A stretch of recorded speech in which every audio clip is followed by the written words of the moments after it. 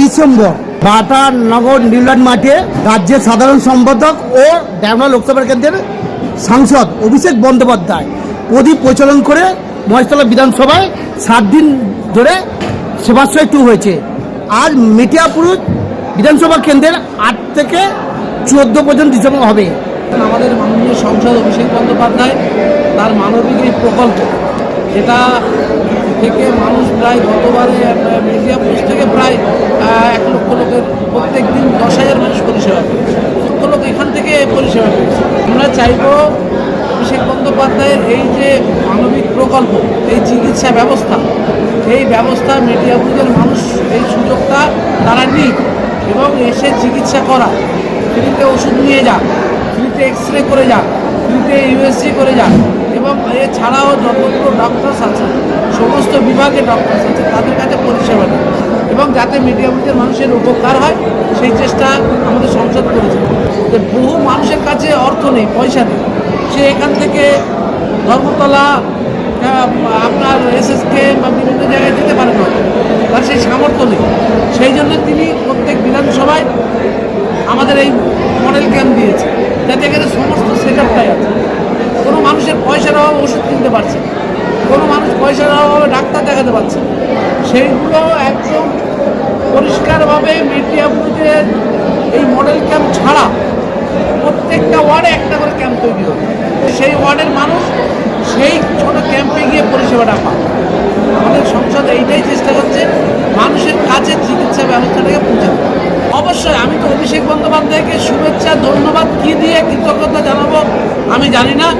আমি চাইব যে ওনার আরও উনি এগিয়ে যাক, আগামী দিন আরও সাফল্য পাক এবং এই যে সাধারণ মানুষের জন্য যে মডেল, এটা হচ্ছে ভারতবর্ষের কোনো জায়গাটা হয় একটা সংসদ মানুষের বাড়ির কাছে চিকিৎসা ব্যবস্থা পৌঁছে দিয়েছে, বাড়ির কাছে।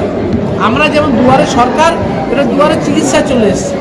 আমরা চাইব এই সুযোগ সাধারণ মানুষ। যারা বিরোধী আছে এদের তো কোনো কাজকর্ম নেই, এদের শুধু রাজনীতিটা হচ্ছে ধর্ম নিয়ে, এদের রাজনীতি মন্দির মসজিদ নিয়ে, এদের রাজনীতি ভারত পাকিস্তান নিয়ে, এদের রাজনীতি হচ্ছে সাম্প্রদায়িক উস্কানি দিয়ে মানুষকে বিভ্রান্তি করা। আর আমাদের নেত্রী মমতা বন্দ্যোপাধ্যায়, আমাদের নেতা অভিষেক বন্দ্যোপাধ্যায়, আমরা মানুষের সাথে থাকি, মানুষের পাশে থাকি। আজকের 99টা প্রকল্পের মধ্যে কোনো প্রকল্পই বলতে পারবে যে এটা ভালো হয়নি। আজকে লক্ষ্মী ভাণ্ডার দেখুন, মানুষ আর্থিক সচ্ছলতা হয়েছে। আজকের এই বিশেষ করে স্বাস্থ্যসাথী কার্ড, এই স্বাস্থ্যসাথী কার্ডের মধ্য দিয়ে কত মানুষ যে উপকৃত হয়েছে। এই প্রকল্পটি মানবিক প্রকল্প না, এটা কি কোনো জাত, ধর্ম, দল, মত নির্বিশেষে দেওয়া হয়েছে? এখানে কি কোনো আলাদা ক্যাটাগরি করা হয়েছে? করা হয়নি, সবার জন্য করা হয়েছে। রূপশ্রী, একটা গরিব মানুষ তার মেয়েকে বিয়ে দিতে পারবে, সেই রূপশ্রী করা হয়েছে।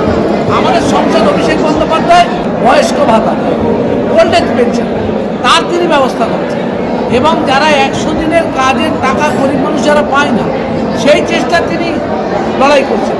আমাদের কাজ হচ্ছে মানুষের উন্নয়ন, আমাদের কাজ হচ্ছে বাংলার উন্নয়ন, আমাদের কাজ হচ্ছে বাংলার উন্নয়ন পরিষেবা দেওয়া। কিন্তু বিরোধী দল এই শুভেন্দু বলুন, আর এই সুকান্ত বলুন, আর এই দিলীপ ঘোষরা বলুন, এদের কোনো কিছু নেই, মাথামুন্ডু নেই, এরা জীবনে কিছু করতে পারবেও না। এরা ভেবেছিল যে এসআইআর করে বাংলার মানুষকে বিভ্রান্তি করবে, এসআইআর করে আমাদের অভিষেক বন্দ্যোপাধ্যায়ের যে রণনীতি, সেই রণনীতিতে বিজেপি হেরে গেছে, সেই রণনীতিতে নরেন্দ্র মোদী হেরে গেছে। আমাদের এখানে যেমন নোটবন্দি করেছিল, নোটবন্দিতে দেখুন সব টাকা বের করছে। এরা ভেবেছিল এসআইআর করে আমরা সব মানুষকে বাদ দিয়ে দেবো। তো ভুয়ো ভোটার কিংবা যারা ডেড ভোটার, এই ডেড ভোটার বাঁচার দায়িত্ব তো নির্বাচন কমিশন, তারা এতদিন করেনি কেন? প্রত্যেক বছর নির্বাচন কমিশনে একটা ফান্ডিং হয়, প্রত্যেক বছর নির্বাচন কমিশনে একটা ফান্ডিং টাকা হয়। অতএব সেই নির্বাচন কমিশন সেই টাকা দিয়ে কী করে? তারা লোক দিয়ে কে মারা গেছে কে না গেছে সেটা তারা দেখবে, আমাদের দল দেখবে না, এটা কোনো দল দেখবে না। অতএব তারা যেটা আশা করেছিল এসআইআর নিয়ে, সেটা শেষ। এখন ওরা মন্দির মসজিদ নিয়ে পড়েছে। কিন্তু আমাদের সংসদ এবং আমাদের নেত্রী, তাদের মূল লক্ষ্য হচ্ছে মানুষের পরিষেবা দেওয়া, বাংলার উন্নয়ন করা, মানুষের উন্নয়ন। শুভেন্দু অধিকারী মিডিয়াপুরে পাঠিয়ে দিই, শুভেন্দু অধিকারী বাবার ক্ষমতা থাকে তো মিডিয়াপুরে পাঠিয়ে দিই, এখানে এসে দাঁড়াও। আর নন্দীগ্রামে গিয়ে আমরা হারাবো। নন্দীগ্রামের মাটিতে দাঁড়িয়ে আমাদের সংসদ এবং আমাদের নেত্রী বলেছে নন্দীগ্রামের মাটিতে দাঁড়িয়ে হারাবো। ও তো লোডশেডিং করে জিতেছে, ও তো লোডশেডিং করে জিতেছে, ও তো নিজে জেতেনি, ও তো মুদির বদলাতে জিতেছে। লোডশেডিং করে রাতের অন্ধকারে আমরা টিভিতে দেখছি মমতা ব্যানার্জি জিতে গেছে, ঘোষণা হয়ে গেছে, জয়ী ঘোষণা। সেখানে রাতে অন্ধকারে লোডশেডিং করে জিতবে। লোডশেডিং জেতা নিজের মানুষের ভোটে জিতে আসুক, তবেই তো বলা যাবে যে উনি নেতা। নেতা নেই, ও মানুষের বিভ্রান্তি করে নিজের জায়গা তৈরি, বিজেপির কোনো জায়গা নেই, নিজের জায়গা তৈরি করার জন্য এই চেষ্টা। এসআইআর নিয়ে আমি বলতে চাই, ওরা বিএলএ দিতে পারত। তোমাদের এত ভালো সংগঠন, তোমাদের এত ভালো নাকি সব কিছু আছে, তো পশ্চিমবাংলা জুড়ে বিএলএ দিতে পারলে না কেন? তৃণমূলের সংগঠন আছে, তৃণমূলের নেতা আছে, আইকনের যে রণনীতি আমাদের অভিষেক বন্দ্যোপাধ্যায়, সেই রণনীতিতে আমরা সমস্ত জায়গায় বিএলএ দিতে পেরেছি। আমরা মানুষের সঙ্গে কাজ করেছি। আমি চেয়েছি যে প্রত্যেকটা মানুষ তার ফর্ম পাক, তার ফর্ম ফিল আপ হোক এবং সে ফর্ম জমা হোক, এবং সমস্ত মানুষ ফর্ম পেয়েছে, ফিল আপ করেছে, জমা হোক। যারা ডেড ভোটার আছে তারা কেটে গেছে। তো এটা শুভেন্দু কিছু করতেই পারছে না, ওই জন্যে বিএলএকেও দুষছে আর সুমন্ত মজুমদার নির্বাচন কমিশনকে দিচ্ছে। এই এসআইআর করেছে যে নির্বাচন কমিশন, কার বদৌলতে, কার ইশারা? বিজেপির ইশারা, নরেন্দ্র মোদীর ইশারা। তাকে গিয়ে বলুন, আমাদের বলে কি আমরা মানুষের সঙ্গে আছি। এটা তো ওয়ার্ডের মানুষ বলে। আমি কতটা কাজ করেছি কতদিনে, আমি কতটা সংস্কার করেছি সেটা মানুষ বলবে। তবে আমি উল্লেখযোগ্য যেগুলো করেছি, একটা বুস্টার পাম্পিং স্টেশন আছে, প্রায় 55 কোটি টাকা খরচ করে এটা হয়েছে। আমাদের নেতা অভিষেক বন্দ্যোপাধ্যায়, আমি তাকে বলেছিলাম, আমাদের সমস্ত কাউন্সিলর বিধায়ক সবাই মিলে আহ্বান করেছি যে একটা জলের খুব সমস্যা আমাদের ওয়ার্ডে, সেই জলের সমস্যার জন্য একটা বুস্টার পাম্পিং করেছে। খালদারের ড্রেনের সংস্কার করেছে, প্রত্যেকটা জায়গায় রাস্তা তৈরি করে দিয়েছে, প্রত্যেকটা জায়গায় লাইটের ব্যবস্থা করে দিয়েছে, জলের ব্যবস্থা করে দেওয়া হয়েছে।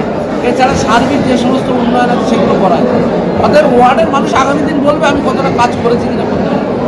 পাখির চোখ না, তাহলে পাখির চোখ যদি এটা হতো, তাহলে সেবাশ্রয় 1 যখন হয়েছিল তখন তো বিধানসভা ভোট ছিল না। অতএব পাখির চোখ না, আমাদের পশ্চিমবাংলার মানুষ আমাদের নেত্রী মমতা বন্দ্যোপাধ্যায়কে আশীর্বাদ করেছে, অভিষেক বন্দ্যোপাধ্যায়কে আশীর্বাদ করেছে। তা আমাদের নৈতিক দায়িত্ব হচ্ছে মানুষের কাজ করা এবং সেই মানুষের পরিষেবা দেওয়া, মানুষের উন্নয়ন করা। সেই কাজটাই আমরা করছি। এটা ভোট আসুক আর না আসুক, ভোট বলে এটা কোনো বিষয় না, এটা মানুষের কাজ আমাদের করতেই হবে। সেই কাজটা আমাদের সংসদ করছে। আমরা গর্বিত আমাদের সংসদ অভিষেক বন্দ্যোপাধ্যায়ের মতো একজন সংসদ পেয়েছি। ডায়মন্ড কেন্দ্রের সমস্ত বিধানসভা যেভাবে তিনি উন্নয়ন করেছেন, অভিষেক বন্দ্যোপাধ্যায়কে আমরা কৃতজ্ঞতার শেষ নেই। তিনি যেভাবে এগিয়ে এসে কোটি কোটি টাকার কাজ করে দিয়েছেন সমস্ত জায়গায়, আর আমাদের সর্বসময় আমাদের পাশে থাকেন। আমরা যে কাজটা বলি, এই বাগদিপাড়ার একটা দীর্ঘদিনের সমস্যা ছিল, আমি দাদাকে চিঠি দিয়েছি এবং সেই বাগদিপাড়ার ড্রেনের চিঠি দিতে সঙ্গে সঙ্গে উনি আমাদের কেএমসিকে বলেছেন, সঙ্গে সঙ্গে প্রায় 2 কোটি টাকা দিয়ে কাজ করা। এই পার গেঁথে দিয়েছে, এতদিন কেউ করেনি। আমাদের সংসদ এসে কাঞ্চনতলার যে ঘাট, সেই ঘাট তৈরি করে। আগামী দিন ওনার সাফল্য কামনা করি, উনি আরও দীর্ঘায়ু হোক এবং আরও বড় হোক। আমরা ভালো জায়গায় দেখতে চাই সংসদকে, যাতে বাংলার মানুষ আরও উপকৃত হয়। তম আমাদের মমতা বন্দ্যোপাধ্যায় সবুজ অরণ্য কি উঠবে? অবশ্যই। বাংলার মানুষ জানে এই সাম্প্রদায়িক আর বহিরাগতদের দিয়ে বাংলা চলে না। যারা বহিরাগত আর সাম্প্রদায়িক দল, তাদের দিয়ে বাংলা চলবে না। এরা শুধু বাংলাকে জ্বালিয়ে খাবে। আপনারা দেখবেন বিহারে কী হলো, বিহারে জেতার পরে বুলডোজার দিয়ে বার হয়ে পড়ল, সমস্ত জায়গায় ঘরবাড়ি গরিব মানুষের ভেঙে দিল। দিল্লিতে জিতল, দিল্লিতে সমস্ত জায়গায় ঘরবাড়ি ভেঙে দিল, মানুষকে পরিষেবা দিতে পারছে না। এরা শুধু ধর্মের আপিল খাইয়ে মানুষকে বাঁচিয়ে রেখেছে, কিন্তু এটা বেশি দিন চলবে না। বাংলায় এসব চলবে না। বাংলা রবীন্দ্রনাথের বাংলা, বাংলা বিবেকানন্দের বাংলা, বাংলা কাজী নজরুলের বাংলা। অতএব এই বাংলা ব্রাহ্মণ রায়ের বাংলা। এই বাংলায় এত সহজে সাম্প্রদায়িক উস্কানি দিয়ে বাংলার মানুষকে ভুল বোঝানো যাবে না।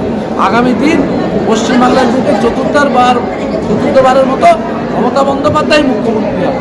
Councillor Kolkata corporation 124 Abul Rahman.